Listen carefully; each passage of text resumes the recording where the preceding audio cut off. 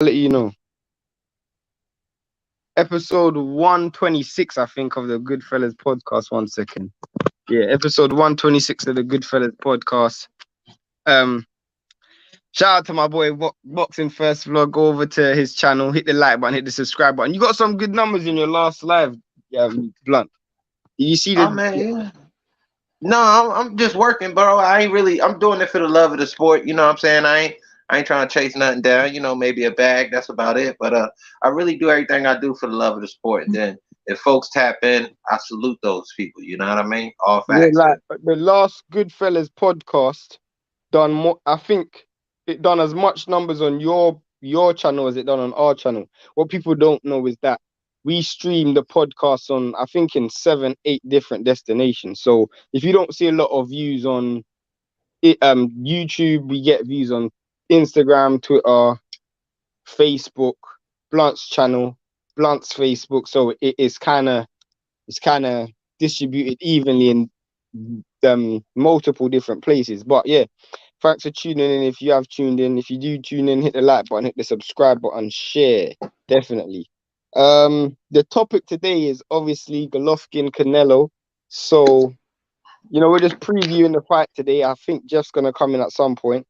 Give me a second. It's no problem. Never mind. I'll do it myself, right? Because I got Let to me do put this everything feed on myself you. around. So with um with the Canelo Golovkin fight, everybody knows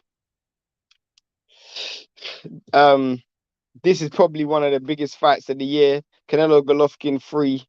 You always get this is supposed to be a historical fight. Last live stream we were talking about super fights, and I think we can all agree that just from a historical value and the reputation of both fighters, Canelo and Golovkin, that you can put this fight in the category of super fight, mega fight. Just because of the historical value and the historical side of the thing. I don't know where Blunt's gone. I just keep talking it up. But yeah, I did have a look at the undercard. It's got some good fighters on it. Pacheco's on it. Amo Williams versus Conway's on it. That's a good fight.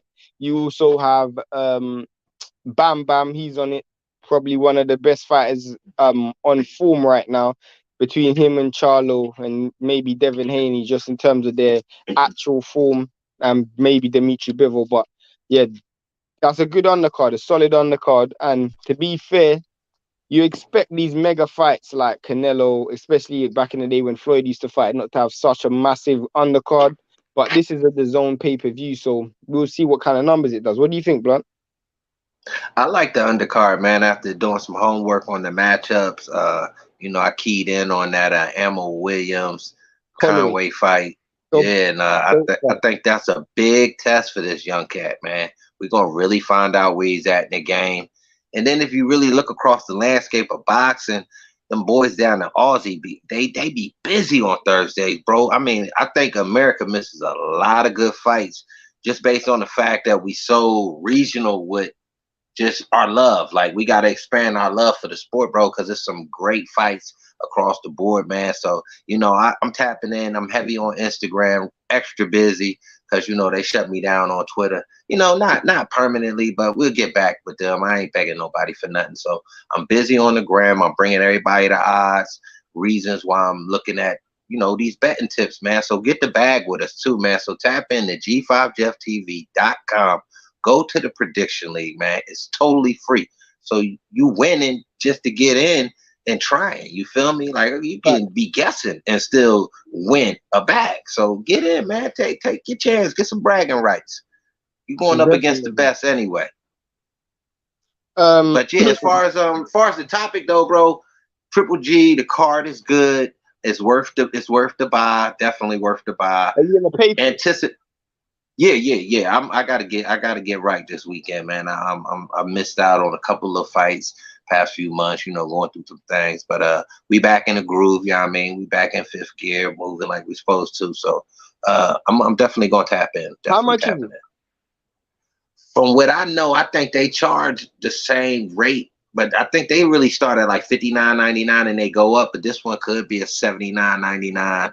You know what I mean? That traditional $85, close to $100 sort of I mean, pay-per-view if it because the is, card then is so heavy. I mean, if it is, then I'll be disappointed because the Zone said they ain't gonna do pay-per-views, and then the fact that they are a subscription company that's doing a pay-per-view at $89, that'll be disappointing. But I don't think that you could just get it on the Zone. So I think they're expanding their distribution from other platforms to be able to reach out and get that extra money. You see what I'm saying? So No, but I everybody just don't don't. want to. I If you get want to what do you're a saying. You don't pay-per-view, want to but then the pay. price point Yeah, isn't. yeah, I get what you're saying. That's why I said it could be like a $59.99, to be honest. You know what I'm saying? Because then you average out whatever that person paid for the month plus the $59.99. Exactly, That's exactly, that's a tradition. So it exactly. could be that. I don't know. I'm just spitballing. So I hadn't got back on my Dazan subscription, but I'm doing that this weekend. So I'll catch back up, like I said. But as far as what I can remember about Dazan, it just the past ones was like AJ, I think it was, that they put a little extra something on the side to really see that fight. So they could, like I said, it could be like $49.99, $59.99, but they'll still be winning though. And it's a good move. You got to diversify your portfolio, man. So can't be stuck in the same. And you're still going with Golovkin to win? Yes, I like Golovkin to win. I can explain why. Please. Easy, you know what I'm saying? First of all, you're looking at a dude that's 40 years old. But if you look at the time off he's had in between these fights, it's no wear and tear. It's not like you got a guy an older guy fluctuating with his weight, things like that. So there's a lot of just being in a natural groove at 40 that there's a positive for Golovkin. You know what I'm saying? He also has big momentum on his side. Big momentum. He's actually coming off a fight where he beat the big man. Just saying. Just saying. But he's never fought at 68 before. But this a catch weight. It ain't completely 68. This shit, I think it's like 64. No, isn't it 68? It's at Man, I 68. got the check. Shit. Again, all on his side. Because it's not like he walking around at 160 pounds. So it's closer to his natural walking around weight. More comfortable, easier to make. Again, less wear and tear on the body. If you see the pic of your boy on the gram, he dropped a bucket of water out of one leg, bro.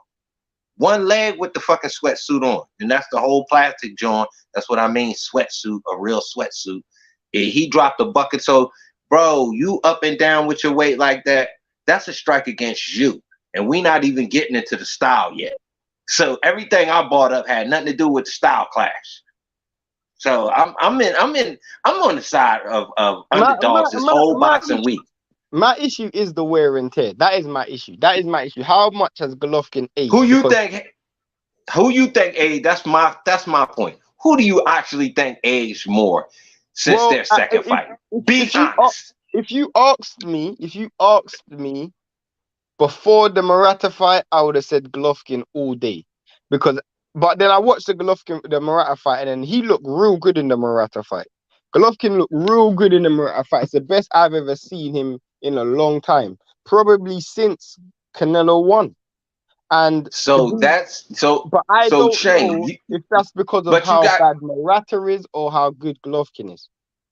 Okay, so Murata was undefeated before that fight. Am I correct? No, one loss, but he avenged the loss. Again, undefeated.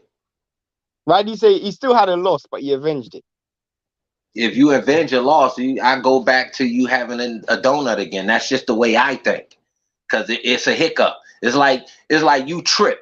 You know how to walk, but sometimes you trip. It's like, oh damn. So if you don't trip again for another, the rest of your career, so to speak, or up to this point before this Triple G fight. I think Murata does deserve credit. I'm just gonna say the reason why I kind of agree with you in this instance is because he lost to Rob Brandt on points, and then he rematched Rob Brandt and knocked him out in the second round. So, yeah, that's the boy that what's the name got to? What ain't it? The guy from Top Rank now, Janabak. Yeah. That, I mean, Janabak caught him at the right time. He was definitely on the backside. Credit to Murata. He did run it back, and he ran it back and won by knockout. So I do understand what Blunt's saying. You know, even though he did take a loss, he ran it back and he won by stoppage. But in my opinion, But I so don't. still answer the question though. Back to the original question. Who honestly is either Triple G or it's Canelo? So it's just give me a straight answer, Shane. Who Straight has answer. aged more? Straight answer. I think Golovkin. I have to say Golovkin. Why? Because he's just naturally 8 years older, 7.5, Yeah, 8 years older. yeah. Because he's naturally 8 years older. But then, what is it? Canelo had what? 4 fights in one calendar year. So again, how much wear and tear has those fights had on him? I don't know. But Fluctuation in weight too, he bro. didn't look that good in the Bivol fight neither. He looked terrible He in the Bivol fight. looked terrible in the Plant fight. Terrible. Did he Come look on, did bro. he look terrible? He didn't look great in the Plant fight. Okay. So all right, I'll go with that. He looked terrible in the Bivol fight, and everybody say because of the size. I thought it was just because of the style and the intelligent way that Bivol fought, and he used his advantage to his advantage. So But that's then does intelligence to Golovkin me. if this was a Golovkin, if this was the Golovkin that fought in the second time, I would pick Golovkin. But I'm not so sure how Golovkin's wear and tear has been. I'm just leaning towards Canelo for this fight. I do think it's closer than people think, though, because I spoke to someone today and they were saying, oh, Canelo's just going to win. It's going to be a stoppage for Canelo. I'm like, I'm not so sure because I do think the fluctuation in weight, I do think the constant fight activity, you know, he had 4 fights in one calendar year. You know, I think he had Callum Smith, um, what's the other?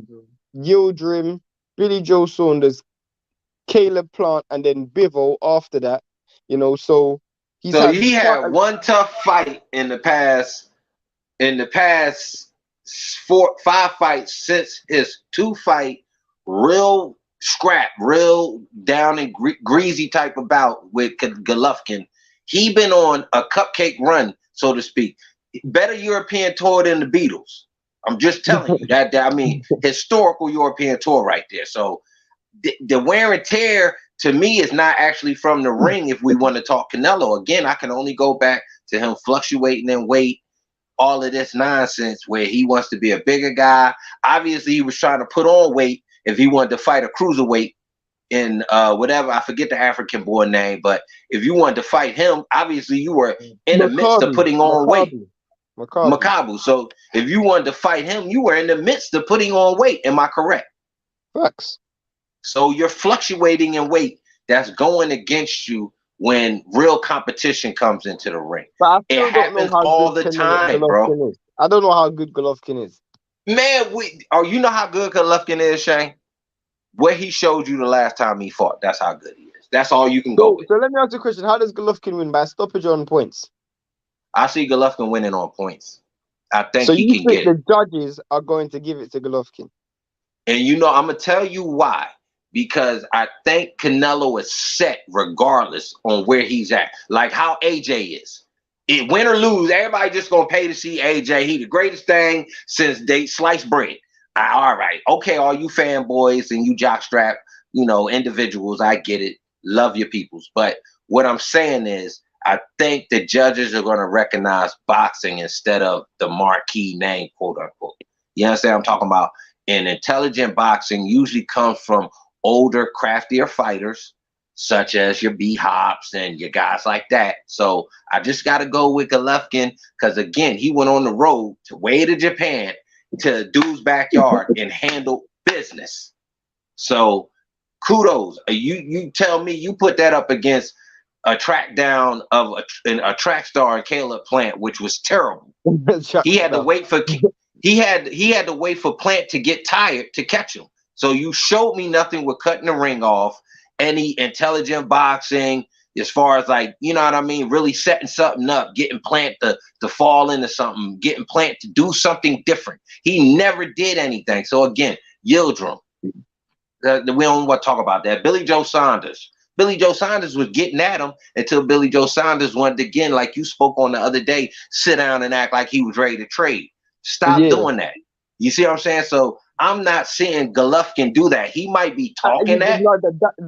What was a clear indication of what Blunt's talking about was, you remember when Canelo got backed up against the ropes against Bivol, and you can clearly see Canelo's waiting. Canelo is one of the worst fighters. I swear to God, for an elite fighter, he's one of the worst fighters at setting up attacks. He waits for you to throw punches. Like, you can see when he's backed up against the ropes, he's literally trying to wait for Bivol to give him something so he can attack and counter off. Like, and there's a time when Bivol was just shaking his head like, no, bro, I ain't going close to you. I'm keeping you at the end of the stick. And Canelo literally looked like he had he could do nothing. He literally looked like there was nothing he could do to draw Bivol in. And Canelo is one of the worst fighters. I wish you know what I'm talking about, Blunt. Do you remember that? You know, I know what you're talking about. I'm just hoping. Do you remember yes, that part I do. I watched that fight. Yeah, I remember that when he was trying to, like, he was hoping that the fighter's natural, come forward style would feed into what he was doing instead of actually setting it up. Like, take a step forward, then fall back. You might actually get him to push that jab a little further out than he usually does. Then you could catch him. Again, no signs of true intelligence inside the ring, outside of being one of the best training boxers. You put his video out on training, and that shit gonna hit like a pop song. So I give him all of that. Great trainer. Great training videos, good skills, basic skills of boxing, bro. I think it's just a mediocre start at this point in his career, bro. So unless the issue with me is I just don't know how much Golovkin can exploit the weaknesses that I've seen in Canelo. Like, Canelo's always had slow feet. We saw that in the Lara fight. We saw that in the Trout fight, the Floyd fight. He's always had slow feet. He's always. But we seen. Hold up, I can counter that right from the Ramada fight. The in and out, picking and choosing the proper times to let off a combination, or the proper time to sneak a one-shot deal in, an eye-catching shot, still get out of there. You see what I'm saying? Like, he was tying up correctly in that fight. I saw he got caught once or twice, but that's going to happen in boxing. But for an older man to absorb that power from a bigger, taller, stronger, a younger guy, kudos. So Canelo not stinging like that, bro. I don't see Canelo stinging like that, bro. Plant had to fall over. Plant literally tripped because his kickstand fell, and he fell off the bike. Like, he was riding, and then his kickstand just dropped, and he hit the pedal, and he fell over, bro. So I'm just saying, bro. What my brother just said. What about the body shots? And I agree, bro. The body shots with Canelo that will land on Golovkin. He got hit with some big body shots against Derevianchenko, and he almost got stopped in that fight. That was some years ago, and that was, again, coming off the wars that he had against Canelo. So you had to give Derevianchenko just a slight look in that fight based on history. So when you analyzing boxing, bro, you just can't say, oh, this, that, and the third. There's a reason for this, that, and the third. You see what I'm saying? So I'm trying to bring you guys the reasons for this, that, and the third. So for that situation where Derevianchenko had good times in that fight, so to speak, you got to give credit to Canelo for putting a man through a couple of wars. Derevianchenko reaped the benefits and looked good in that fight. Continued to get himself a bag inside of boxing with that loss. You know what I'm saying? So just saying, bro, you got to know why these things are happening. Explain to people why these things are happening. Not that Derevianchenko's not a good fighter, but he's not elite, because you can see what happened against Charlo and other guys. You know what I'm saying? So, but shout out to Derevianchenko. He might still get a look. You know what I'm saying? Because the middleweight division starting to me seem to heat up under the surface a little bit. You got some traction going on, and guys like Derevianchenko could get a look and get another big fight. It's interesting for me. It's interesting for me because I'm leaning towards Canelo to win this fight. But as you say, that you're only as good as your last performance, and Golovkin's performance was terrific. Canelo's performance was horrific, and that is the issue. Canelo's last performance was horrific. I wouldn't even rate that 4 out of 10. Whereas Golovkin's last performance was a solid 8.5 out of 10. It was solid. So you're only as good. But I just don't know when you match those styles up again. I do agree with Blunt again when he says the rest and the recuperation for Golovkin. You know, he took a year out of the ring, and it did definitely do him benefits. You could clearly see the benefits, but Canelo's a different animal, bro. He's a different No, animal. he's not, bro. What type of animal is Canelo? Like an animal that eats cupcakes? Come on, my dude, stop it, bro. Just please, you're killing me over here. So you don't give him credit for the win. You don't give him credit for the Plant win or for the Saunders win. I don't give him credit for the past 5 fights, bro. I give him credit for trying to take on Bivol. I think it was a situation where his back was against the wall and he had to really show why they gave him all that money. You see what I'm saying? So I think that was a business move. Like you got to do it, bro. Like you in the room with the suits. You ain't telling the suits no.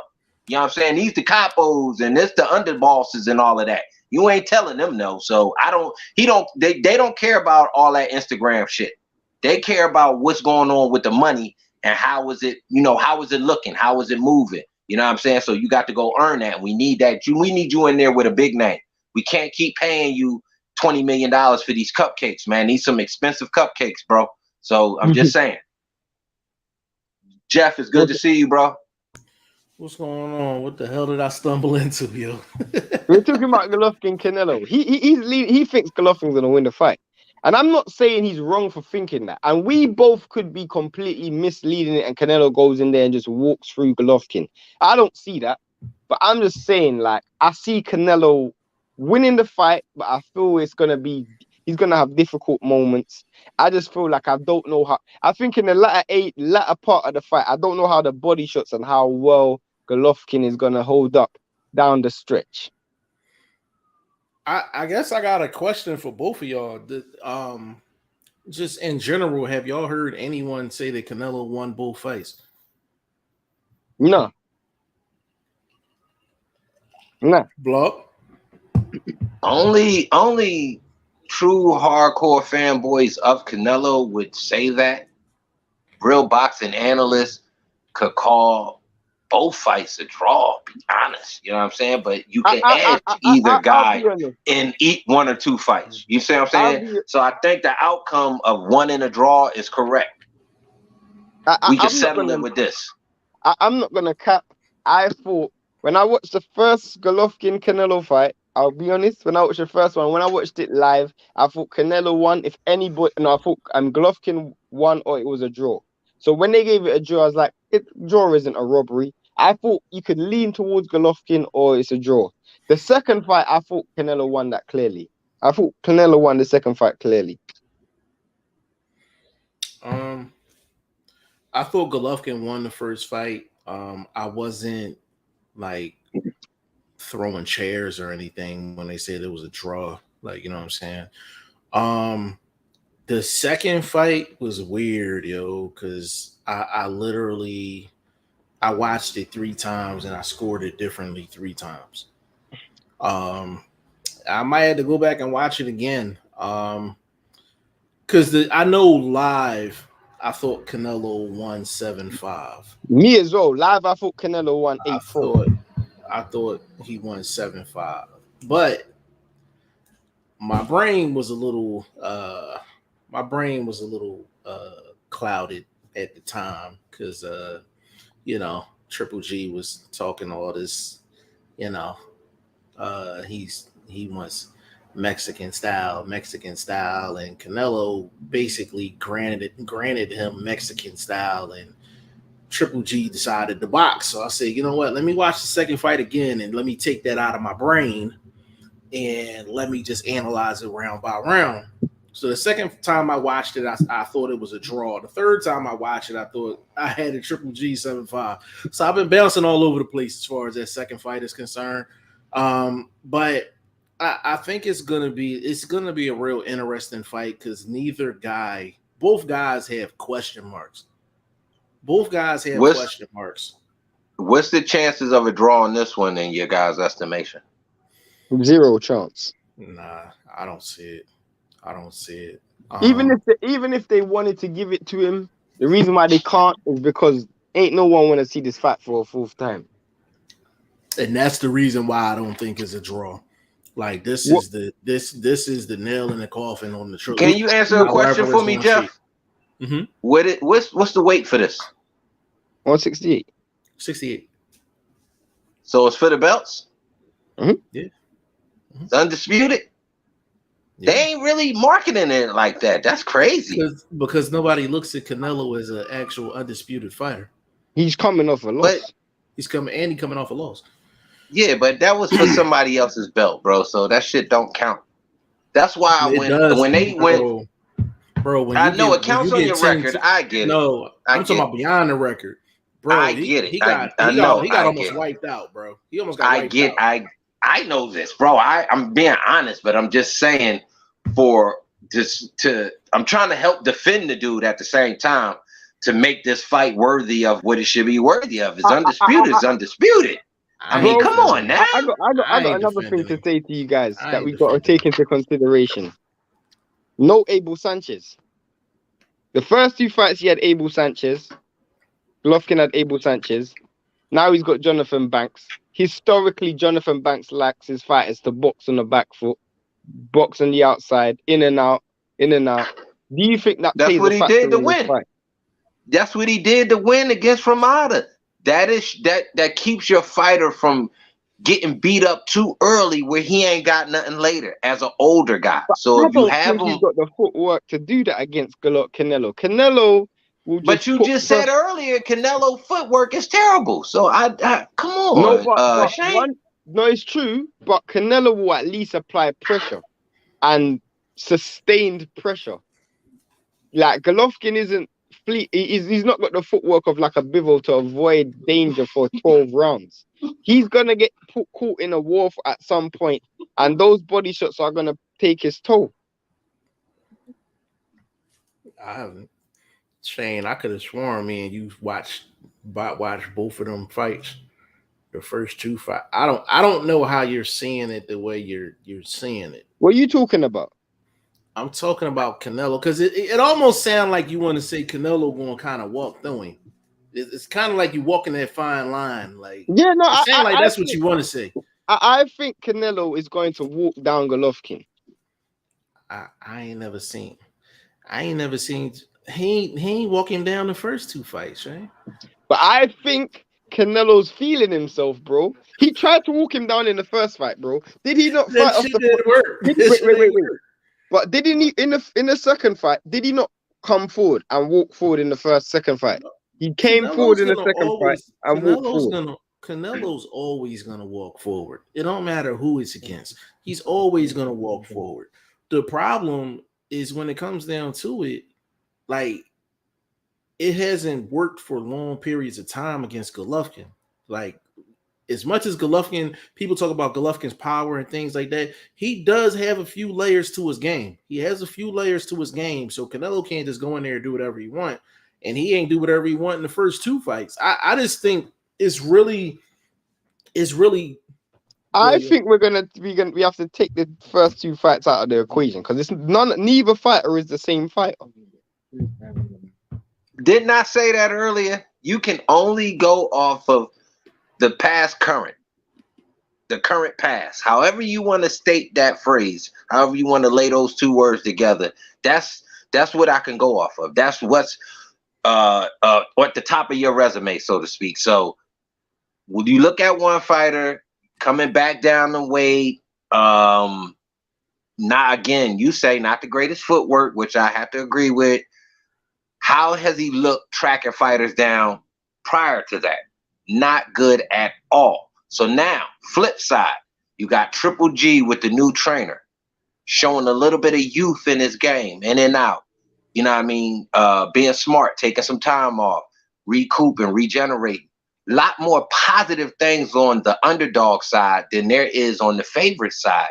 So how do these odds makers come up with these numbers? I have no idea. I think they need to tap in with me, and I'll help them fix these numbers, bro. Because I beat them to the punch. The numbers for this one, let me go on to them. Let me go on to them. You know, I'll I pull them agree up with real quick. YSM 150%, man. What is Hit that damn YSM like saying, button. man? Hit the Oh, like yes, sir. I button. And I appreciate agree you. 100%. Hit the I like appreciate button. you, YSM. You see, I For be sure. tagging you on my work. I'm trying to get on your level, young buck. It's my young bull right there. He out there doing what it do. Let me get them numbers for you real quick though, family. Y'all just give me a second. Going to my Rolodex over here. That's old school for y'all young diaper dandies. Rolodex. That should be at the top of your Rolodex. Nah, bro, I ain't gonna lie, bro. You ain't seen me, man. I was working on some out of seas cards and doing my 1-2. I'm trying to, cover the whole realm of boxing. So I got you with the numbers coming up here shortly. Just give me a hot second. But nah, I covered a couple of underdogs I got for come on, man.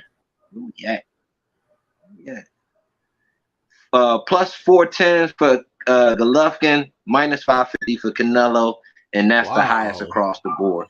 Ooh, that's plus high. What for Golovkin? Plus 410.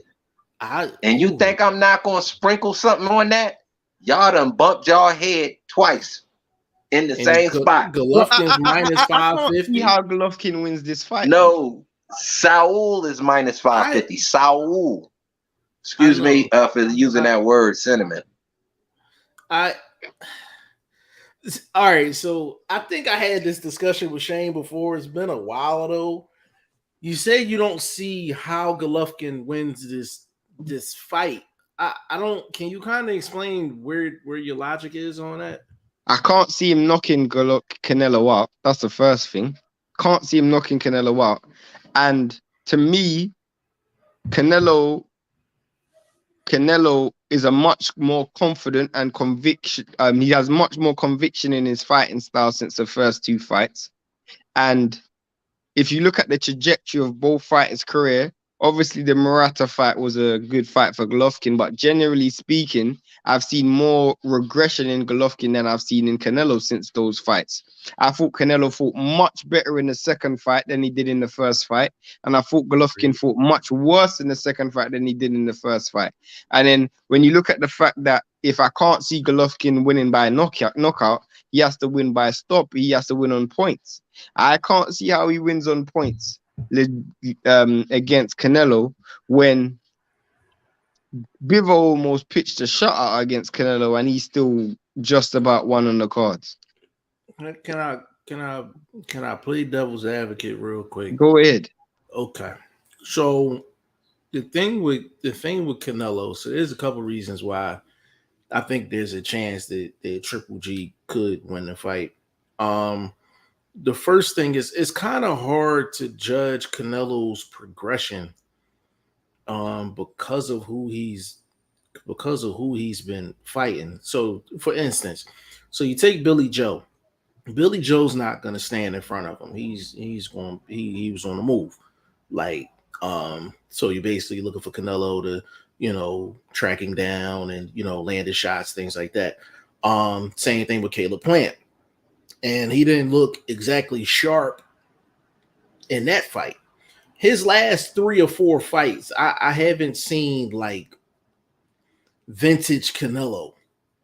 Like, I think he's been on a decline a little bit, over the past maybe 3-4 fights beyond the competition. You know what I'm saying? So it's hard for me to judge it. That's why for me, it's a close fight. That's why it's a close fight. Because you think it's a close fight? Huh? You think it's a close fight? I think it's a close fight. All right, fair enough. All right. I think it's a close fight because the first 6 rounds, I can see Golovkin causing Canelo problems, landing some big punches, being in the pocket and almost getting Canelo to go in reverse. But I think eventually those body shots are going to start landing. And Golovkin, his age, the wear and tear on his body, it's going to take its toll in the latter half of the fight.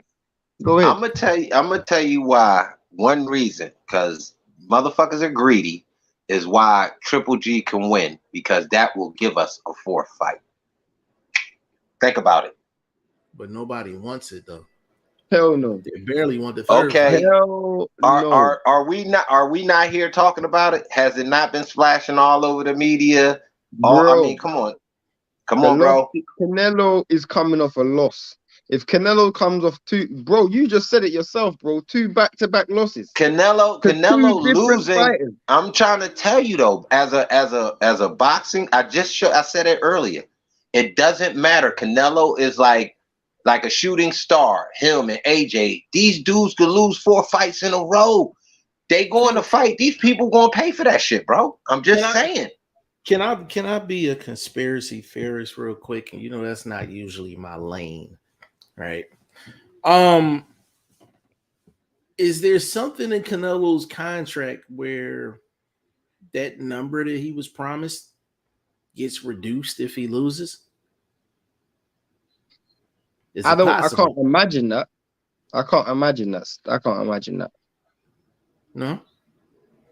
Of course not. I'm just saying that I'm now. Jeff, if you're my Canelo, shit makes more sense. My theory of it being a close fight based on Shane. Okay, if it's a close fight, you could give it to Triple G, enforcing a 4th fight. It'll be a close fight for the first 8 rounds, 7 rounds. I think after that, Canelo's just gonna walk away with it.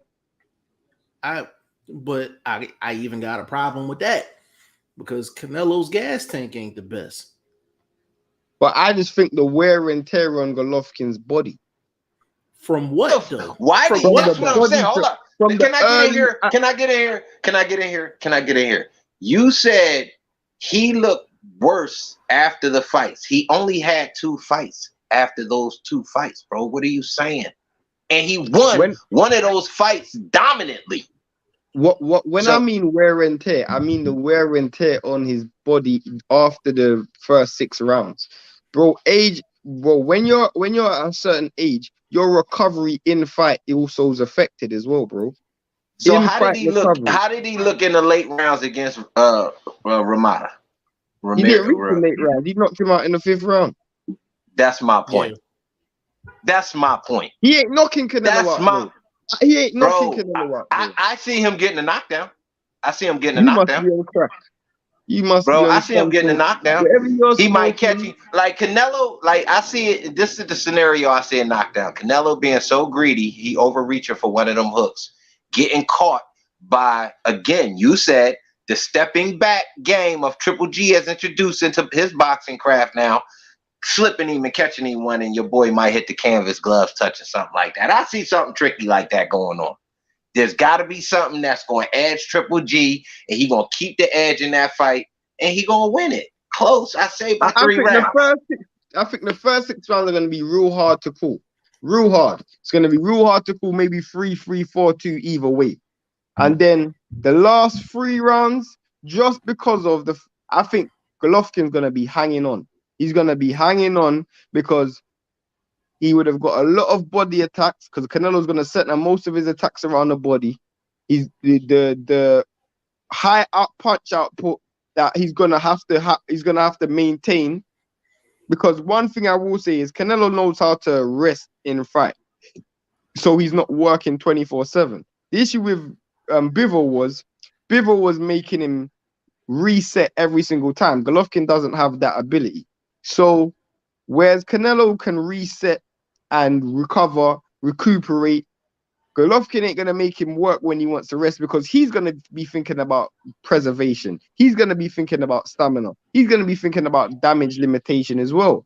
And that's when it gets to the latter half of the fight, the youthful energy of Canelo, the body punches that has been landed on Golovkin, the high pressure that is going to be put on Golovkin from Canelo from the early parts of the fight is going to take his toll on Golovkin, and he's going to have to hang on. The last 4 rounds, I can see him losing all 4. Well, you want to respond to that? I mean, his breakdown seems clear and precise in his mind. I can't say he will be wrong about the older man tiring, but I foresee The late rounds is Canelo chasing to catch up on the card, being behind on the card, getting desperate. And again, going back to my scenario, catching something, he might stumble, like I said, glove touch, something like that. It's going to be something where it's going to be like, ooh, what happened? But it's going to be such in a way where it was just funny style, so it's not going to really hurt. It's not going to be a damaging shot. If I'm Canelo, if I'm Golovkin, and this is one thing if I am Golovkin, and I will tell you, I believe if I was in Golovkin's corner, I can coach Golovkin to win this fight. The first 3 rounds, Golovkin has to win. He has to win. Because for someone who's psychologically coming off a loss, you have to put the foot of defeat back into their head. So they start getting. Can I speak to that? Can I speak to that? Go ahead. Be first. In those first 3 rounds, you want to be first. Get out. Get out. Make him chase you, but not chase you around the ring, but just chase to get his shots off. Counter punching, where you're not expending a lot of combination energy, but getting 1 or 2 good shots in, making him pay. Tie-up game. Early in the fight, tie-up game. But you're still ahead. Very true. Facts.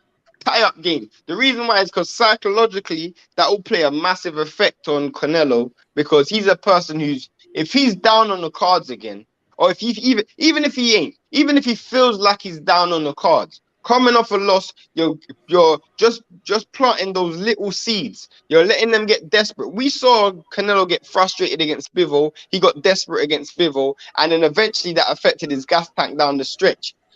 If Golovkin can input that thought of defeat into his head again early, like Blunt's saying, with the tie-up game, with being first, letting Canelo miss, letting Canelo chase you around the ring for a while, and you're 3 rounds up, 4 rounds up, and Canelo realizes he's behind the 8 ball, I think Golovkin can win the fight that way. I think Golovkin can win the fight that way, and that's the only way, and that's what I'll be telling Golovkin if I was in his corner. Listen, bro. The first 3 rounds, I want you to win it like it's the last 3 rounds. Think about it like it's the last 3 rounds. Do anything in your power to win the first 3. If you win the first 3, you're winning this fight. Question for both of y'all, because it seemed like y'all both on the same page. I don't match Golovkin's name with clinch game and moving around and making somebody chasing.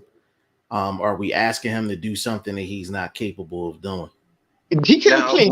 Let me go, Shay. Let me go. When I say chase, I just mean get your space back. Make him work for his shots. Don't be right there. Like they say, taking a picture. You understand what I'm saying? Stepping back, hands up, obviously. But we don't know Canelo to throw a lot of overhands. So I don't think that'll be a problem. So he could just step back and just, like I said, make Canelo work, taking a step forward, reaching for his shots.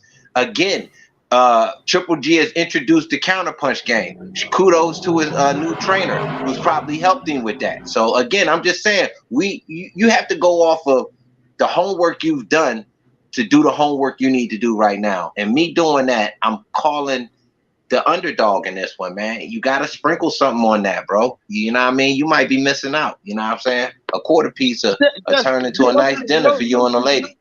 Golovkin's shown the tendency to clinch before. I don't think the clinch game will be much of a problem. He's shown the tendency to clinch before. You know, I think he clinched a few times. He clinching with Derevianchenko when he got hurt. Yeah, I was gonna say that. Yeah, if you look at he clinched with Derevianchenko. He really imposed his size in the Derevianchenko fight, bro. Especially in the latter half of that fight, he imposed his size massively. Like he was clinching, he was holding, he was pushing him to the back of the ropes. And you got to remember, Golovkin, if we're being honest, he's maybe a prime Golovkin. He's probably as physically strong as Canelo. Physically. He's probably physically stronger than Canelo. That's my point. So he could physically use his size. But you're talking about somebody that's been a killer for most of his boxing career. Mm-hmm. So and Vlog explained it well. You explained it well. I'm just saying.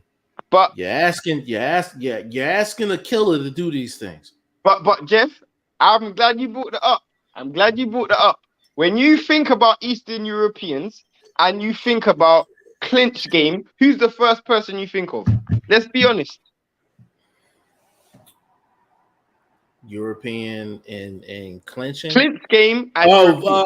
Vlad okay. Klitschko. Who did he just get as his coach? Jonathan Banks. I'm on mute. I said Klitschko. My bad. I was on mute. Jonathan Banks was Klitschko's coach. But so the thing is, yeah, I understood. But the thing is, though, that's something that you don't learn that in a camp.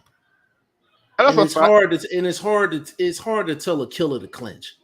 I didn't consider Klitschko a killer. He's a great fighter. I didn't consider him a killer though. You know what I mean? I'm just saying that's a lot to ask for a killer to do. I'm not saying what you're saying. I'm not saying that's impossible. I'm not saying what you're saying is wrong, but you're asking a lot. Clinching. It's different to like teaching someone head movement or foot movement or footwork. Clinching is something that is coachable. It's not coachable in one camp, but it is coachable. It definitely is coachable. We've seen fighters who's not had the tendency to clinch or use their physical size to impose themselves. You know, we've seen fighters try and impose themselves and things like that. So I do think, I'm not saying to do it all the time. I'm just saying have that in your mind as something to use to nullify Canelo's attacks. Listen, all it is, Jeff. It's a tool, and if you use that tool at the right time, it benefits you in a positive way. Facts. That's what I'm gonna. That's a fact. I'm gonna reserve my opinion on that. If he shows it to me on Saturday, then hey, he shows it. So would you say he shouldn't do that, Jeff? I'm not saying that he shouldn't. What I'm saying is he's not used to doing it. So if y'all don't see it, don't be surprised. That's all I'm saying. Don't be surprised if you don't see it. He should. But let me add this too. I didn't add this. Canelo actually shows Triple G a lot of respect. He's actually showed him a lot of respect in the first two fights. Even when he's aggressive, he thinks before he acts. So he don't throw as many body shots against Triple G than he does other fighters or other fights. If you notice, he doesn't counter Triple G's jab as much either. Even if Triple G throws a lazy one out there, he don't counter as much as he usually does. So there is a respect level. There is a respect level with that. Another thing, Jeff, and I think we're all going to agree with this. If I was in Golovkin's corner, and I don't even know why I'm siding with Golovkin for this one, but I guess I am. If I was in Golovkin's corner, this were the instructions I'll be telling Golovkin also. You see, when this dude goes and loads up to the body, load up on that straight right hand. Load up on it. Because Jeff will tell you, you don't want to trade body shots for headshots. And the one shot that Canelo throws all the way to the body is that left 45 shot to the body. He throws that all the time, that left 45 to the body all the time. If you load up with the straight right hand, not only would you be able to smother the work after you throw the punch, but if it lands, you're going to get his respect. Because you don't want to trade body shots for headshot. That's one thing you just don't want to do. Right, but that's the one interesting element in the fight, though. Big shout out to Bruce, my guy, man, our guy. If you not subscribed to Bruce Gaz, Boxing, Jazz, and more, please subscribe, man. One of the best channels out there, man. Big shout out to the OG Bruce, man, for sure. My bad. That was a good show yesterday. I could only get check him out for a few minutes, man, but I was in that chat for a few minutes. That was a good show. Yeah, Bruce. That rematch situation when they was talking about rematches, man. Yeah, Bruce got a nice situation going on over there for sure. Like, I think that's the most interesting part of the fight, actually, because I think Canelo's best bet is to go to Triple G's body, because we know that Triple G, he can be hurt to the body. He can be hurt to the body, but it's like, how much are you willing to invest? Now, Derevianchenko, he went all out.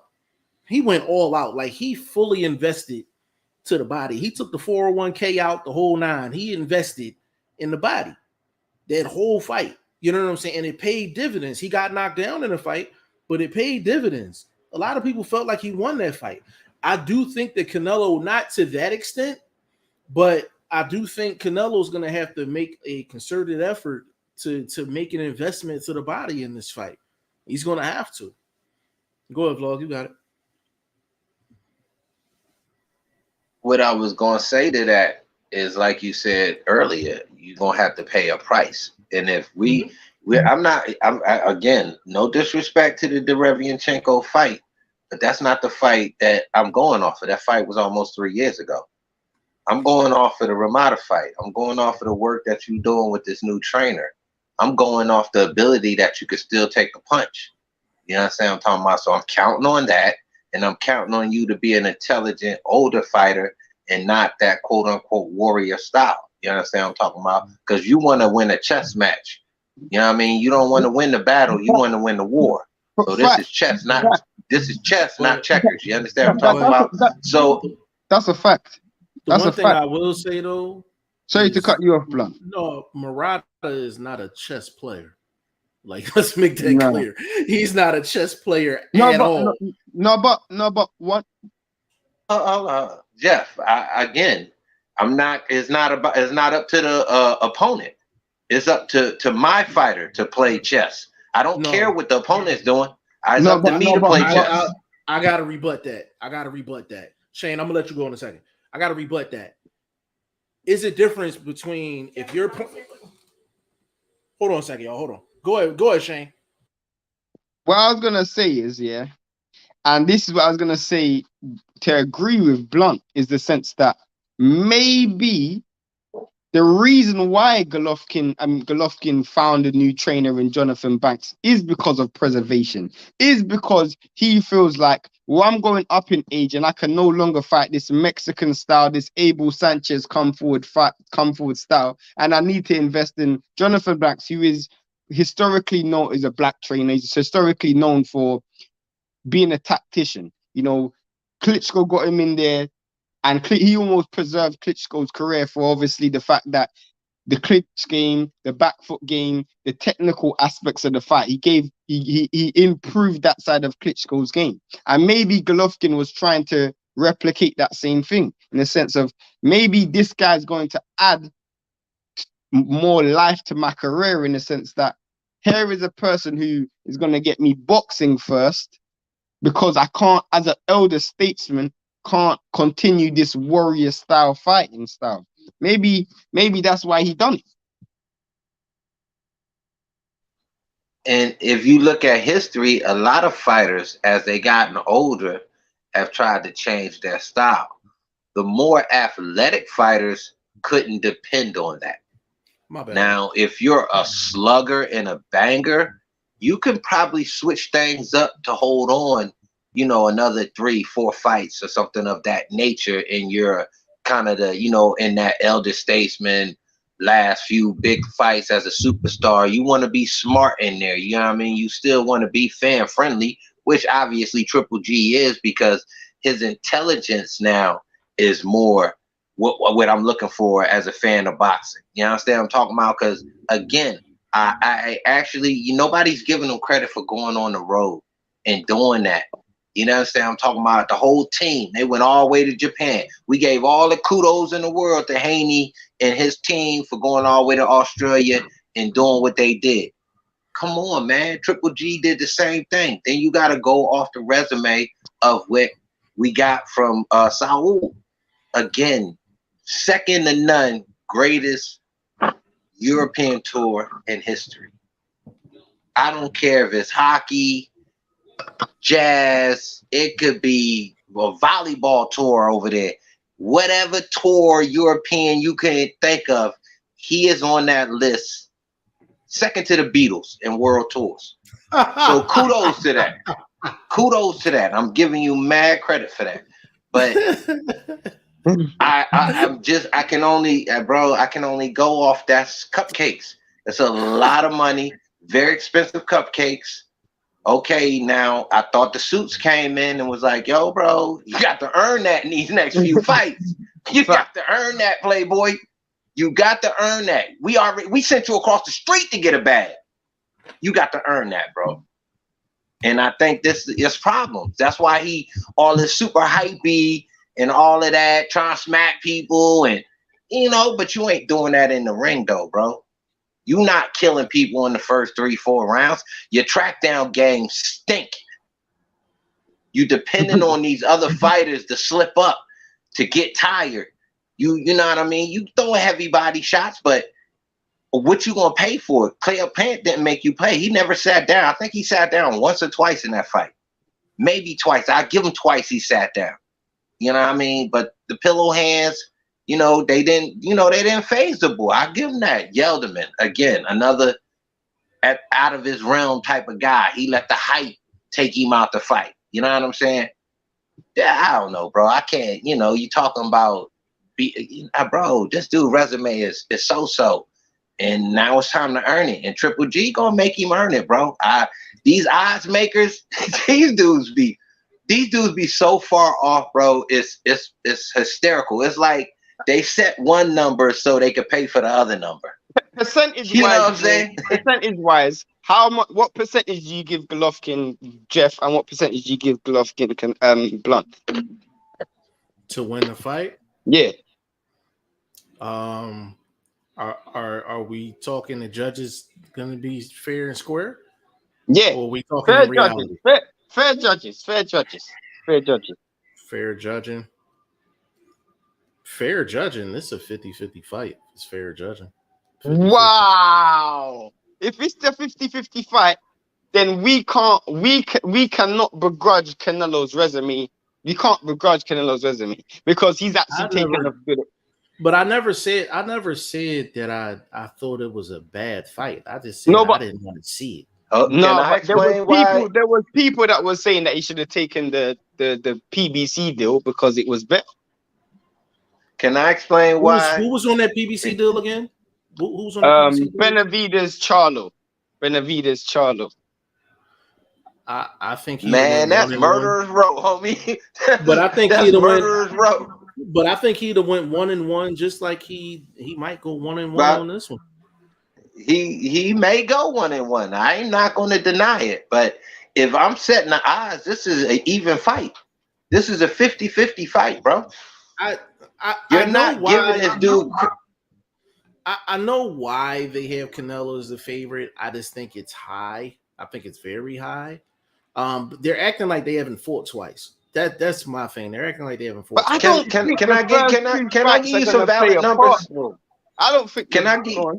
When people set odds, though, Shane, when people set odds, they do have the past counts.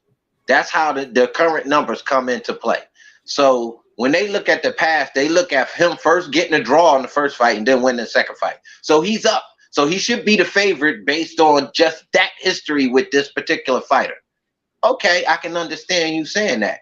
But then you look at the nuances of those two fights, the numbers bring it closer. The numbers don't have it so far apart where if Triple G wins, it's such a big upset.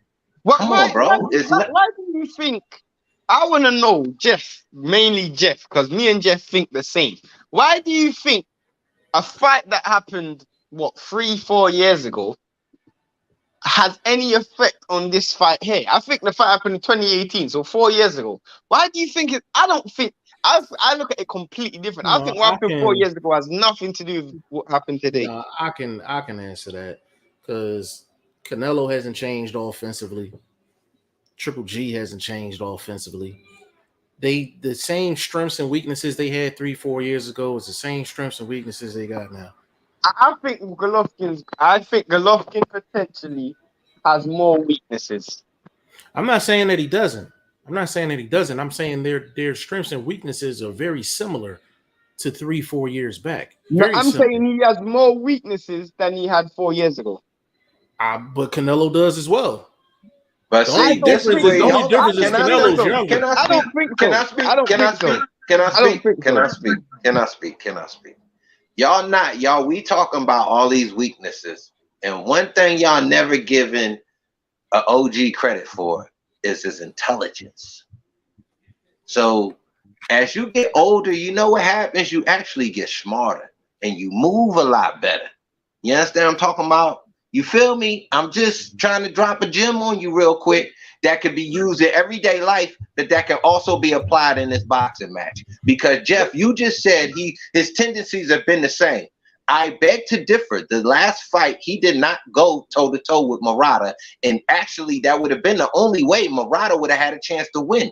But he played chess with the dude that was trying to play checkers, and the boy that was trying to play checkers got himself stopped. That being the point, you have to judge the boxing that you saw from that compared to the boxing that we've seen from Saul. And one is better than the other. So if it's Triple G has never been a wild fighter. He's always been intelligent. He's never been a wild fighter. Never. He's always been a boxer puncher. What I mean by intelligence is now he's conservative. He's not so toe-to-toe, not staying in the pocket. He's moving. You've seen him moving in the mirror. He made Murata try to track him down, and he was making Murata pay for that. And then that got him to be able to step on the gas a little bit, because then Murata got defensive. He still got himself knocked out. That's being the point. But the thing is, bro, he moved in the second Canelo fight, but nobody liked it. Nobody liked it because he was talking all that trash before the fight. He moved in the second Canelo fight. He moved but good that's why people but I think he moved without the offense to support it. Outside of the jab, the difference. Good point, because when Triple G moves, it's me, baby. See the jab. You only gonna see it's the me, jab. baby. It's me, baby. Let me get in these comments because it's getting a little thick. Oh damn, my bad. Michael Johnson, big shout out to you, bro. He said, "What it do?" Big shout out to you. That's family right there. He said, "I'm pretty sure Triple G feels he won both fights, so really all he needs is someone who will help him fix his mistakes." I guess you can look at it like that. But a lot of people the majority of the people felt like it's 1-1. The other people feel like Triple G won both of them. There's very few that thinks Canelo won both. Like, there's very few, even though it was a couple years ago, very few think Canelo won both fights. There's even Canelo fans that'll be like, yo, I think he lost that first one, or the first one might have been a draw. Like, you know what I'm saying? So, I mean, Mike, you can definitely look at it that way. He said, and wasting time punching Bivol's arms all night. Yeah, I don't know what that was. But yeah, he was like aiming at Bivol's arms a lot. And I'm like, bro, that's not gonna work at 175, my guy. That's not gonna work at 175. He said, you know what? I'm gonna buy 3 lap dances and some wings and watch the fight for free. Oh man, that's funny. That is funny. Big shout out to Michael Johnson, man. Go subscribe to his channel as well. Jake Banks in the building. Said shout out to the real OGs. Can I actually finish off why I don't think the fights 4 years ago are going to play a part? Oh, yeah. Go ahead, Shane. Go ahead. So in my humble opinion, when you look at the fighter that Golovkin, again, for one, I feel like Canelo thoroughly improved. Can Canelo replicate what he done in the second fight? Yes. I think he still can. And I thought he won the second fight. Is Golovkin the same fighter as he was in the second fight? Yes. No. I think he's gone worse since then. So when you put all of those ingredients in the same pot, I feel like there's no way, judging off that last performance, I thought Canelo won that last fight 7-5, 8-4. I thought he won that last fight comfortably. So I can't see how Golovkin's going to improve over time when I haven't seen that improvement. I haven't seen it. And I've actually seen improvement in Canelo since the Golovkin fight. I've actually seen Canelo improve since the Golovkin fight. So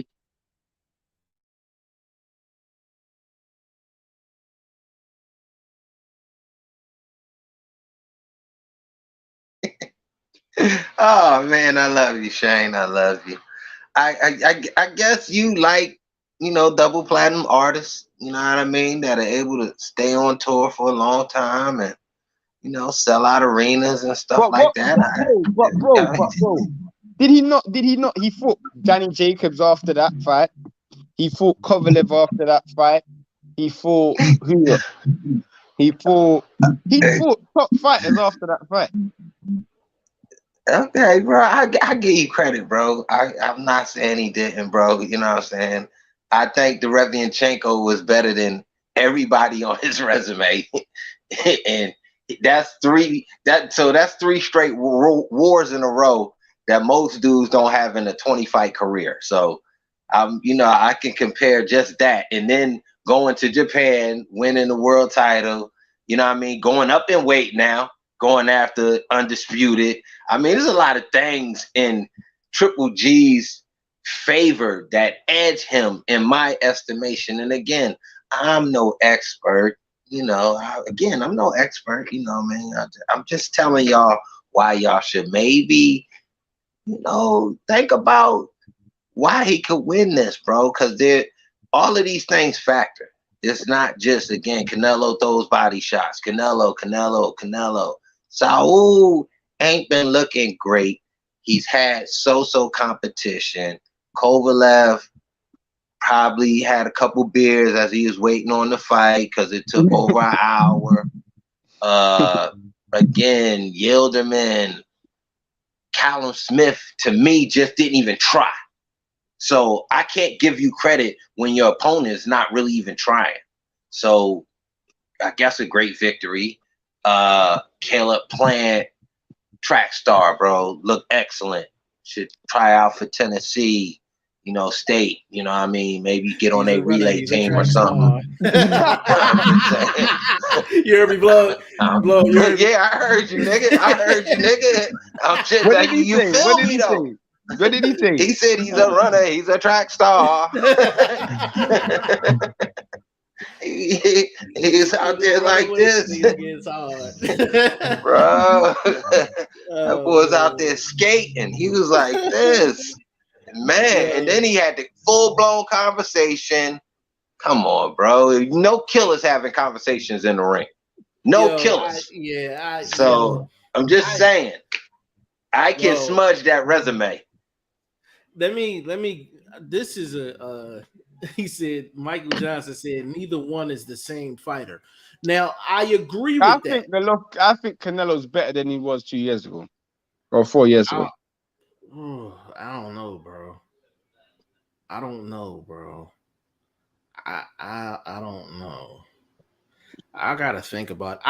Can I say something real quick? This probably cap, but I think one of them sports books over there told Shane he better pump up Canelo Alvarez on this live. I think one of them that gave him a bag to make sure somebody laid that 550. Bro, if I got a bag from one of them sports companies, I would have broken you guys off on something. This is the one I want to get into. He said, only thing I seen improve with Canelo is his ability to take a L. Ouch. Shots fired by Michael Johnson. Shots. I got to get one of them sound boards where you can actually play a sound or something during the show. Like, I want to do that. Just download it. They got them apps that you could just download. You got that big ass computer in front of you. I gotta hook that up. I need that It's Me Baby on a soundboard so I can just got to have that, man. Because I be going in, bro. I be making so many crucial key points that you can't do nothing but pull out your pen and pad, take some notes, go back, pull out your calculator, see what you can matriculate out the bank, if and Canelo go and wins, you guys drop some points. If Canelo wins legitimately, would you give him credit? Absolutely. Yeah, always. Absolutely. Always. I never discredited him. I look at the competition and what was going on. Discredited him for his European tour. I just said he was like a double platinum artist. That's credit. Like you going double platinum, man. You going all over the world, bro. You come on, bro. You selling shows out, Pimpin'. That's big shit right there, man. I just credit. Bro, the sarcasm is killing me, bro. But the thing is, like, throughout Canelo's career, he's had enough tough fights to sprinkle in with the cupcake. So it's like, yeah, we get on him, but you look at his resume in its totality. You know what I'm saying? It's probably only maybe about 5 guys that he I got a hasn't. question that none of you guys asked. Okay. Is there VAR testing? It's undisputed. It has to be. No, that's not necessarily the case. When y'all just said that about Cambosis in them. Y'all said it's undisputed. It has to be. Oh, who said that? I never said that. I don't remember saying that. I didn't Man, say that. I know y'all said that about one of these fights. Bro, oh I don't no, even know if that's true. It was somebody, bro. No, it was Valdez in them. It was Valdez. You was like, no, that's obvious. It's a unification, that's obvious, bro. No, but you said it was a unification. Valdez was unification. It was unification because he's just coming off a drug test. Yeah, he's coming off of a drug test. No, but y'all said it was not. It would have been testing even if it was a unification. Y'all said that. I think I'm gonna have to go back and find that live little clip. Shane, you might have said that. Me? I don't go back. No. Or y'all read it in the chat. Somebody could have came out the chat. Don't quote me. I could be wrong. I ain't perfect. It's been a while, so I don't know. I don't know. I have to check the record books. Yeah, I have to check the record books. Oh, Michael said, but where's it at again? Where's it at? It's Vegas. But this their first fight in Vegas. I think it's gonna be. It's in Vegas, man. You know Vegas. They try to do it right, man. That's a lot. That's where the book's at, man. You know what I mean? Them dudes still gotta go to the parking lot. You know what I mean? They you know what I'm saying? I'm just saying. You got to come outside that joint at some point, bro. So things gotta be fair and square though when you getting that close to the money. Now you could do a lot of moves when you far away from the money, but when you that close to the money, you know what I mean? Things got to be on the up and up, so to speak. That's all I'm saying. When's Charlo's next fight, by the way? Big Charlo. Charlo just got out of trouble, man. They just dropped the situation, and they ain't gonna press no charges. So now I think Uncle Al and them can really concentrate. I'll be honest with you, bro. I don't think we see him till next year, bro. Yeah, I think that's about correct. But it's gonna take a couple months. They want to find the right guy. He's the biggest waste of talent. No, he's not. This is a setback, man. Fighters have setbacks, bro. You take it easy. Why you say that, Shane? Why you say that? If you think about it, can I hold up before he answers? Let me tell you why he say that. Cause he colder than a hooker's heart, man. I mean, he just bored. He don't got no. He just you cut like a knife, bro. You just like a brand new knife, fresh out the drawer. You took the package off of it, and you done cut yourself trying to bust it out and use it. So that's how Shane is, bro. This dude has an extreme talent, but he hasn't had one historical fight, that one breakout fight that will put him in the history. Who was that on? But you can say that about Boots. You can say that about Boots. But Boots is young. Boots is the same age as me, bro. But who was that on? Charlo only 31. That's not bad. Only. That's not bad. That ain't shit. Canelo 32. So come on now. But if Canelo retires now, he can at least say he's been undisputed. He's fought Golovkin. He's fought big names. And Charlo can say he reigned at middleweight champ. He can claim his thing. But he hasn't against whoever they put in front of him. Stop trying to steal this man's shine, and then you want to pump up a dude named Cinnamon. He has the ability to be a Hall of Famer. If he retired right now, he will not be a Hall of Famer. Can I ask this question? Is Shane? I guess Shane, this is for you. Is Charlo on the same level as Andre in terms of his resume, like being unfulfilling? Yeah, both of them are. What you think about that, Vlog? I can agree with that, but I just hit the way Shane, you know what I mean, let the tea out the bag, so to speak. When he drop his tea just boiling hot. He don't tell you blow it. You know what I'm saying? He just he pour it right in cup and give it to you and put it in your mouth. I'm just saying, bro, don't be so harsh sometimes, young buck. I was gonna say something, but I'm not even gonna say it. What? Go ahead and reply, bro. That's what we do. Shoot your shot, dude. You just take it out and put it right in the mouth. I'm like, bro. That's how you supposed to do it. You put it right in their mouth, bro. That's what you do, man. You gonna have it. Shut your face. You gonna have it.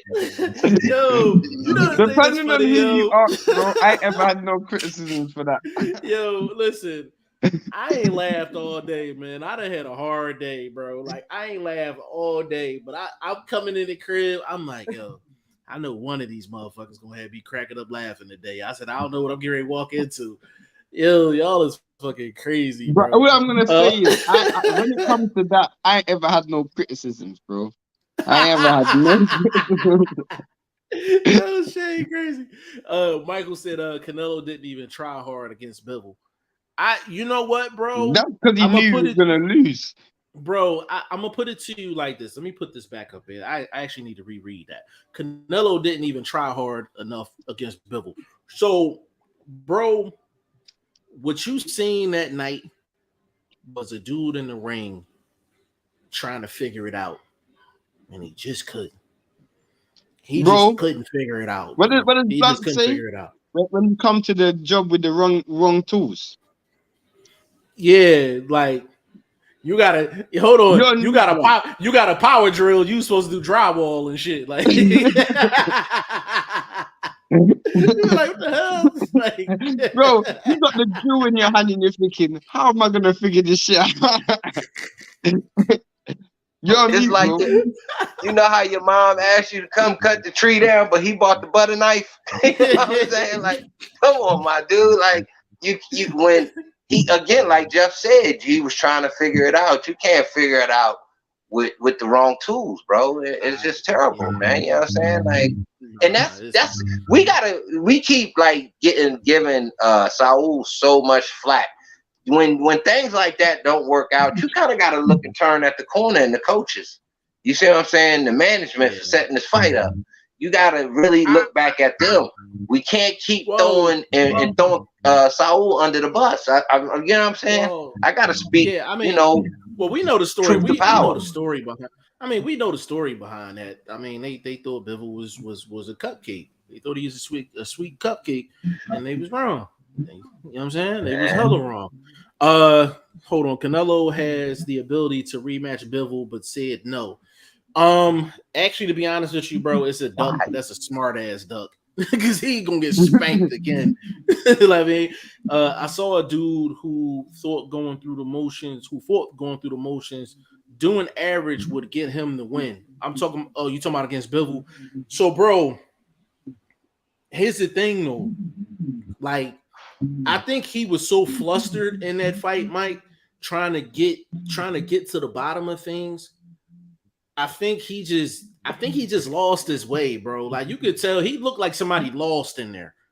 Like, so the thing that comes natural to him is that upper body movement, and he was doing a lot of little small stuff, but you notice he never committed to nothing. He looked really low. I've never seen Canelo look lost since, to be honest with you, since the Lara fight. That's the last time I seen Canelo like lost. And, you know, I ain't seen him like that in a long time. You know what I'm saying? So, I don't know. I think he's smart to stay away from Bivol, you know, because Bivol gonna turn around and do the same thing, probably even worse. You know what I mean? Because he got the tapes on him now. You know what I'm saying? So I don't know, Mike. That's an interesting take. He was dominated so much in that fight, bro. I don't even know if he could have got the average. You know what I mean? He said, you could be right, but if you a so-called real warrior, when the going get tough, let them beaters go.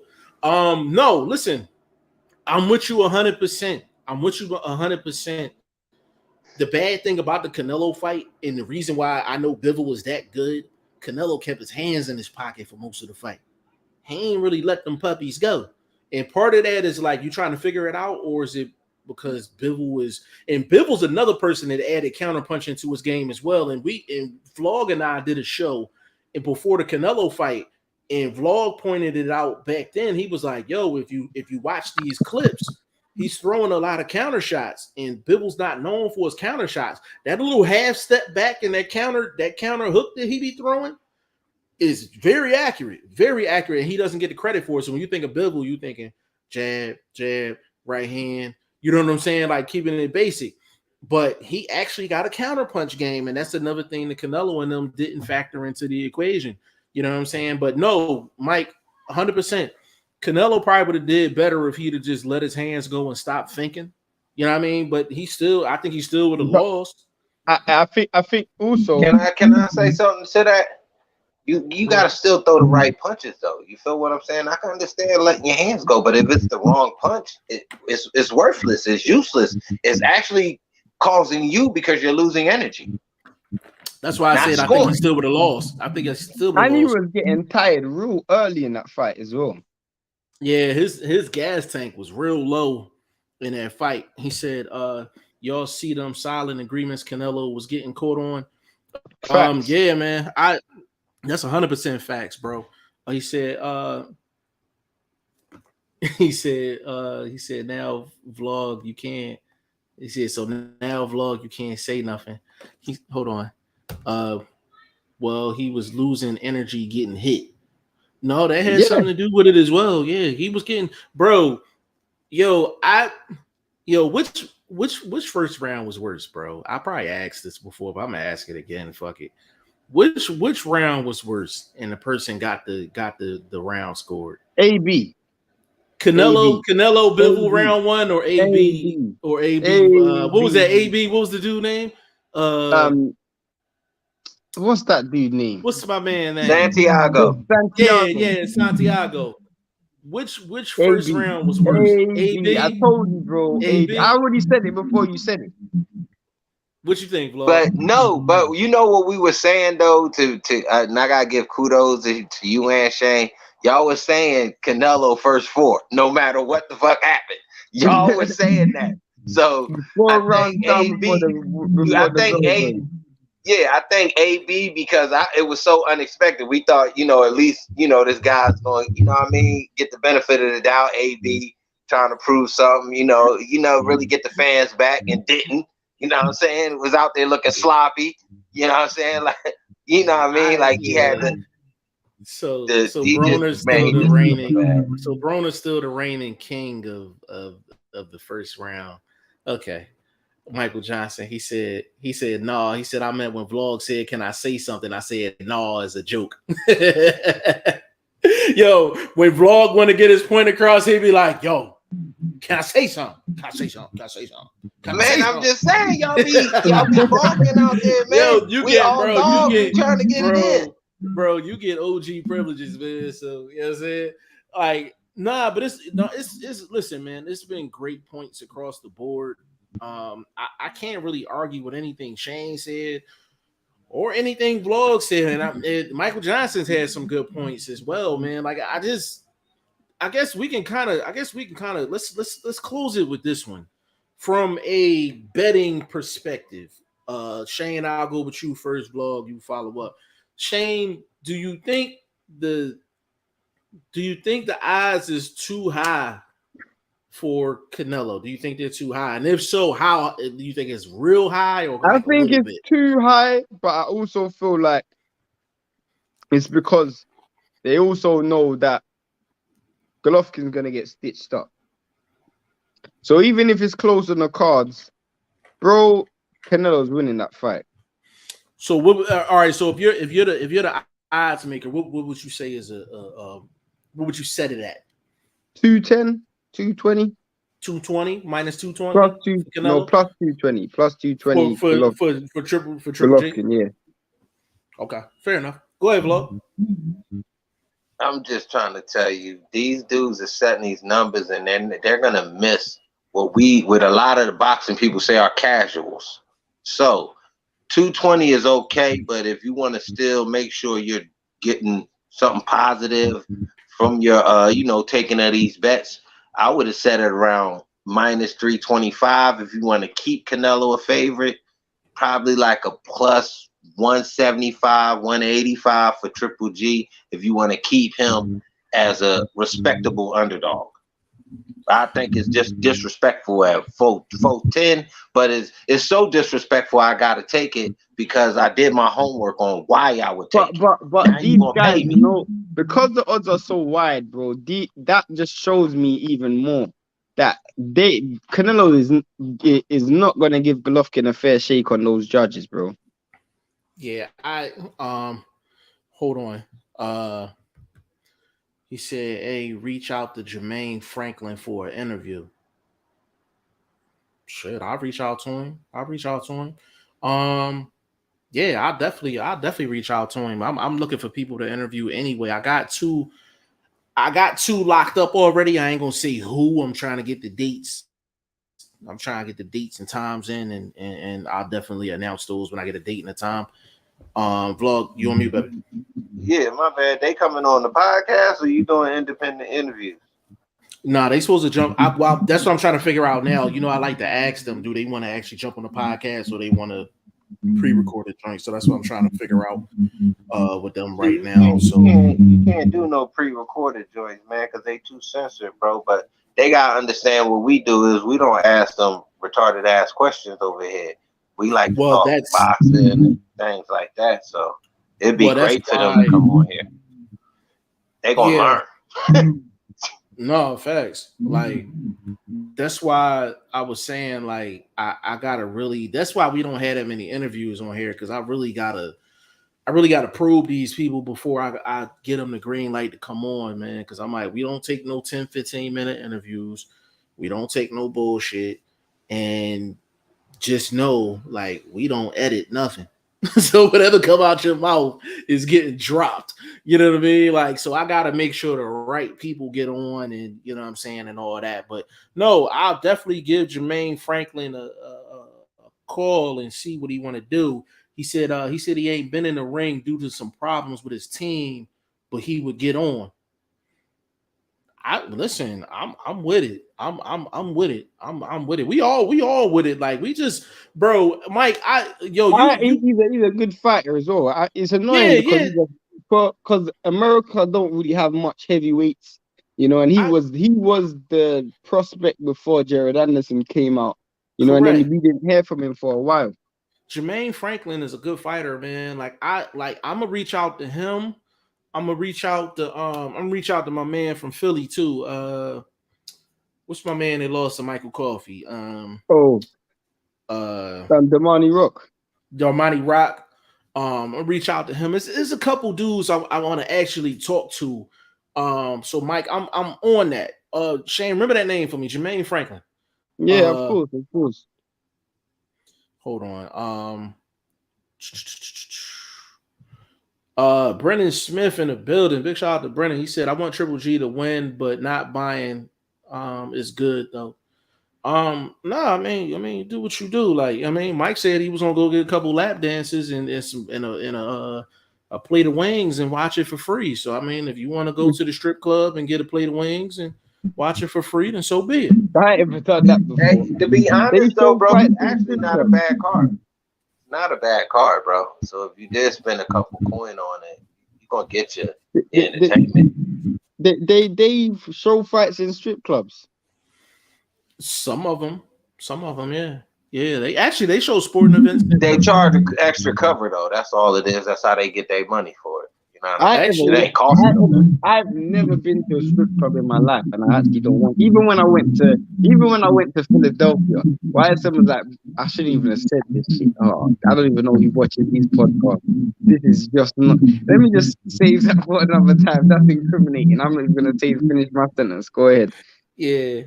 Nah, but that's the thing though. Like, they'll charge you extra at the door. But like, you can go into like certain like sports bars and stuff like that. You know what I mean? So yeah, definitely. I know that wasn't Shane thing. So I didn't. Yeah, I didn't bring it up. I will say this all the time, bro. I'm pro female, but I don't like strip club. A vlog. I will say you know what it is? Shane bringing the passion. You gotta hate bro. bro. I'm Steph Curry, bro. I'm Steph Curry. That's what I am, bro. I'm Yo, Steph Curry. I don't pass the ball around the D, bro. I'm going straight for the hole, bro. I'm Steph, bro. Shots, bro. I don't yo, play I did. throwing Yo, ones in the air and then getting no comeback, bro. look, Want. I knew Shane wasn't a fan of the strip club thing. So I didn't bring that, I didn't bring that. It didn't, they flailed on me, but I did have a little something lined up for him. I definitely had something lined up for him, and she ended up she got caught up. She got caught up, but I did have I had a nice little something he ain't had neither. Nice little nice little Spanish thing. You You know what I'm know what's saying? so We amazing, gonna have son? to go ahead. Bro, I'm so young. I got so much time to go back to America. That's the funniest thing. Bro. So I gotta, so the next time he comes, it's just gonna be completely I like also different think because things is Jeff crazy for didn't me. believe me as well. When I said I was going to Philly, I felt like he believed me, but he didn't believe me. Next time he's gonna fully believe me. I believe you. The thing was like that time it was just a lot of just like shit going on. So I'm like, now I'm at a point where It I'm was like something COVID like times that. as well. Yeah, That was and it was COVID like, times as well. so now I'm like, I could like literally like I can kind of like clear my schedule now and just it'll just be completely different. But yeah, oh man, I have to get yeah, I gotta get a photo, but it's somebody that I knew like from Damn. bad. She's bad, bro. Bad. Like, but we'll talk about that another time. He said, Mike said, Jeff is a hot mess, I tell you, but I can't say anything. Talking about Jermaine Franklin. No, that's cool. But you know what? Boxers go through a lot of shit, bro. A lot of shit. And you know what? And it was a football player. Matter of fact, for Derek Carr. For the Raiders. He said the realest statement I heard probably in a while. He was just like, bro, he was just like, we got problems, we got issues, we got life stuff going on. He is like, bro, but when you an athlete and you in the public eye, he was like, nobody cares. He's like, nobody cares you got family issues. Nobody cares if you ain't feeling good. Nobody cares if you got this person over here messing with you and you distracted here and there. Nobody cares. They just want to see you perform under any and all circumstances. I was like, yo, that's the realest shit. That's real. Why I tell y'all can't be late, bro. This is why y'all can't be late, bro. We trying to be professional. We trying to reach a different stratosphere. This nigga is one of the most hypocritical dudes I know in my life. I don't be late, bro. I don't be late, bro. You are one of the most unprofessional people I know, bro. What are you talking about, bro? I ain't did nothing unprofessional, bro. I've been on time.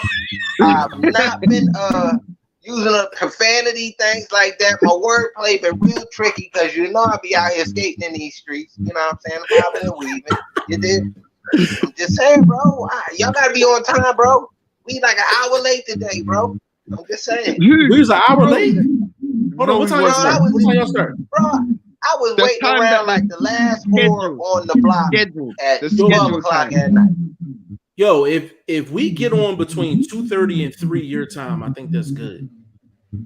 Man, it was like almost 4 o'clock before we got on here, bro. This dude is what time you start, Shane? What time did you schedule it? Because we were here before the schedule. Whatever you scheduled it for like I think I scheduled it for like something weird, like 5:50 or something like that. Yeah, weird. We came in at that time, bro. It didn't go over. Okay, so that's within the gap. Within the gap. Listen, Blunt, I'll tell you this though. I will give you complete access and I'll let you start on time if you want. Bro, I'll be on time, bro. You know I be doing a lot of y'all said let's be throwing stones in a glass house right now, bro. No, you are throwing stones in a glass house. No, bro. Hold up. Let me say this is from what y'all said as y'all had y'all conversation, then y'all brought it to the live. Y'all said, look, we got folks that's really smashing the pedal. Our consistency is a big part of the growth that we are expecting for ourselves as a team individuals, blah, blah, blah. I get that. So I'm like, yo, let's smash. I go try to do my thug this on Instagram. I've been hella busy, you know what I mean? Putting out the information, letting the folks know we do our homework. So we ain't over here talking cat, bro. We talking from a base of understanding and somewhat knowledgeable. You know what I'm saying? I'm talking about we ain't just hollering into the microphone. So, I mean, talk to me. We gotta be consistent, bro. So I guess just to speak on that real quick, and for whoever's watching, so you're pretty much gonna get y'all gotta understand. I'm on the East Coast, Vlog is on the West Coast, Shane is in the UK. The time that we start vlog in Vlog's time is 2:30, between 2:30 and 3. My time it'll be between 5:30 and 6. Shane's time it'll be between 11 and 11:30. So I will say this.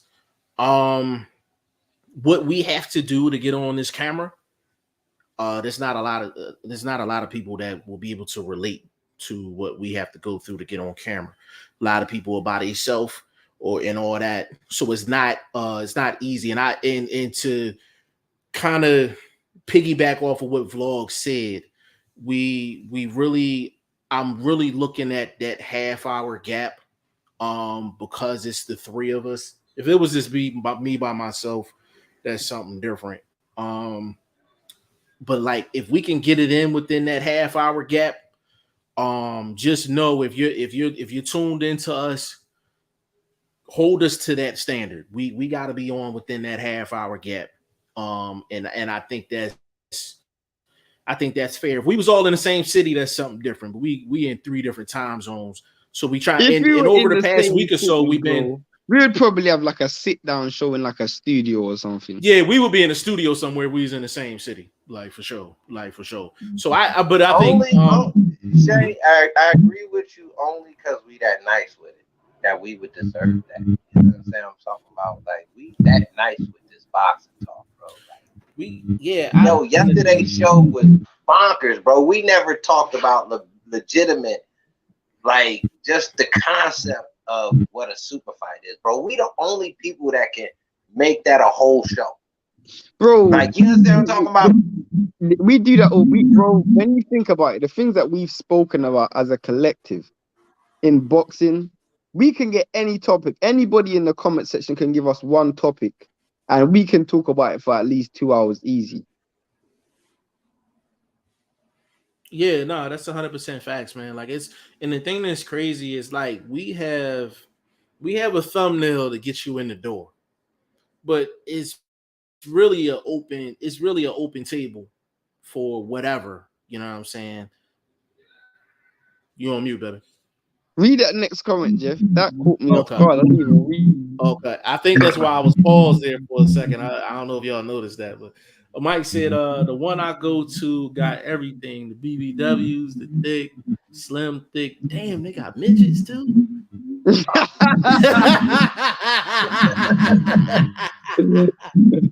Yo, hey, that's that $50 gang right there. $50 gang, $50 gang. Bro, listen, yo, man, catch me. Hey, listen, Blood will be in the strip club throwing quarters. Yo, man, I've been in the strip club throwing quarters. Nigga, what you talking about, Bill? I done did it all. I am pro midget. I'm down for the midget ladies. Y'all do y'all thing. Wait. Can I ask you a question? Is that even legal to throw quarters in the strip club? It's me, bro. Bro, that chicks be getting hit like I was just pushing them on the stage because they wasn't doing shit, bro. So I went up there with some quarters that I had, and I just was like, "Yo, y'all bitches need to get busy. This is where y'all starting at. Like, what the fuck is going on in here?" Yo, listen. Off the Wall by Michael Jackson. I was like, what the fuck is this? A go-go room or something, bro?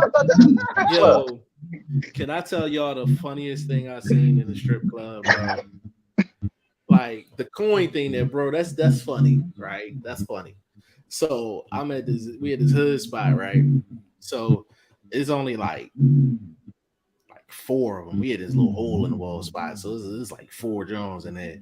So one of them was like thick, like super thick. So it's like 6 dudes like around this one chick. Bro, why my man pull out the EBT card? It went like this. I was crying, bro. I was crying. I took the EBT card, swiped it down ass, like that is then funny. he looked at it and he was like, declined. Terrible. That's terrible. That's terrible. That is absolutely terrible, bro. Michael said, Shane talking about unprofessional. He said, man, sit up straight. Bro, I'm tired of shit, bro. Yeah. Oh, man. Hold on. Hey, he's been out there rapping all day. Whoa. He said they saying Triple G signed a 6-fight contract. When that happened? Oh, yeah. Hold on. That was from the beginning of the zone. He said I read that Twitter comment wrong about Triple G 6-fight deal. My bad. That was back in the day, though, right? That was That was when he first signed with the zone.